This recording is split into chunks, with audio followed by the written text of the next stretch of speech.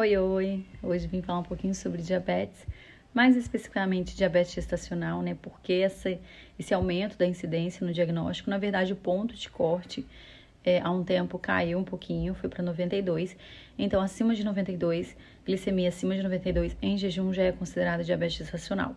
Isso porque alguns estudos mais recentes mostraram que acima desse valor, o bebê, o feto, já está em sofrimento, já influencia negativamente ali na programação metabólica e na formação desse bebê, pode influenciar. E a maioria das mulheres, às vezes, já vê numa alimentação, às vezes, desregrada, ou já deixa para ter o primeiro filho com uma idade mais avançada, isso tudo propicia aí o aumento da glicemia e o aumento dessa comorbidade na gestação. Eu venho falar aqui de uma dúvida muito frequente que eu recebo em consultório, em relação à medicação, né? Muitas já iniciam às vezes a gravidez ou lá no segundo, terceiro trimestre, que é quando a resistência insulínica aumenta por questões fisiológicas, tá? Naturais na gestação. Então, se essa mulher já tem uma predisposição, já tá com o pezinho ali na trave, né? Ou já tem uma alimentação mais desregrada, então as chances aumentam, mas algumas já no início já dão. Quem medica é o médico, né? Sempre é ele quem medica e é ele quem pode tirar a medicação. Seja uma medicação oral, exemplo, glifage, seja insulina, tá bem? Mas assim, a minha opinião a respeito, eu falo muito abertamente sobre isso com as minhas pacientes, tá? Eu me sinto na obrigação de fazer minha parte como nutricionista sem intervir na conduta médica, óbvio, tá? Mas o que acontece? Tem duas situações. Tem aquela paciente que iniciou descompensada ou do nada descompensou e o médico precisa entrar com a medicação naquele momento, ele não pode ficar esperando.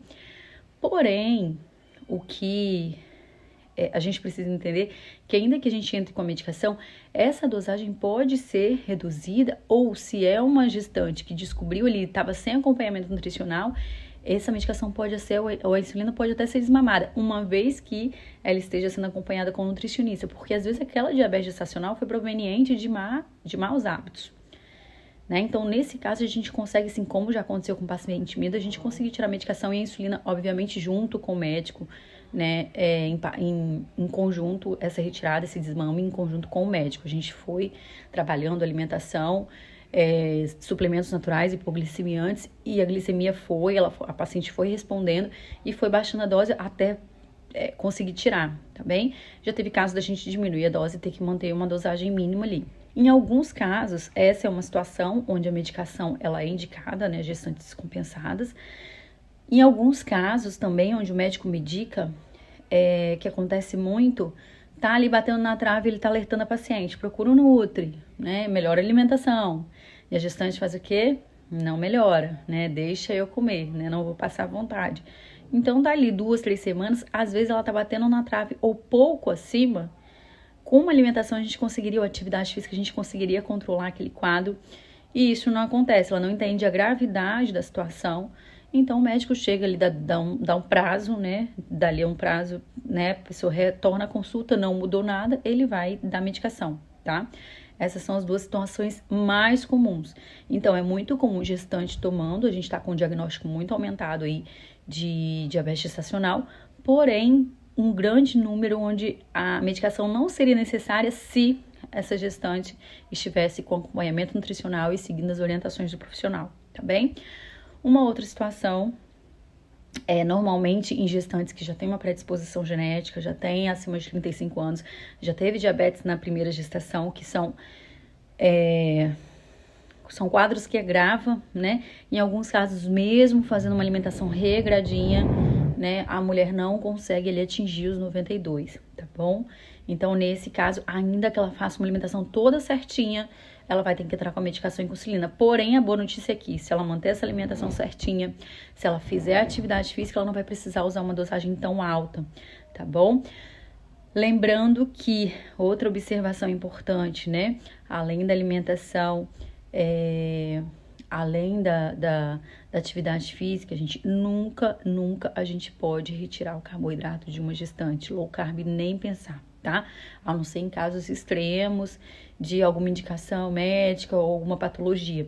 Fora isso, não se tira carboidrato de gestante. A gente diminui, mas tem um limite ali de 40%, tá?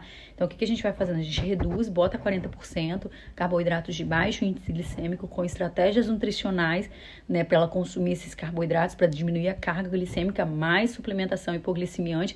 A gente avalia, respondeu? Ótimo, não respondeu? Não se pode tirar mais, não dá para fazer low carb restritivo em gestante, tá? Isso é muito importante, porque eu já peguei paciente fazendo low carb restritiva e não podemos. A gente tem um limite mínimo ali de carboidrato a ser seguido. Claro que entra só carboidrato de qualidade, comida de verdade, mas a gente precisa, tá bom?